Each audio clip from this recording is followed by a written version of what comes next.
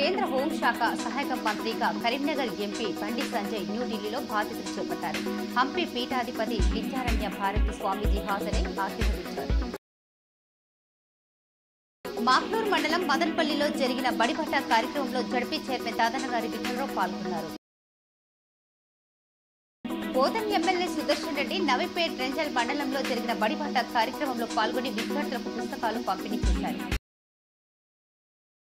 Rural MLA doctor Bhupat Reddy Gangasthan phase 2లో గల ప్రభుత్వ ఉన్నత పాఠశాలలో విద్యార్థులకు పుస్తకాలు పంపిణీ చేశారు.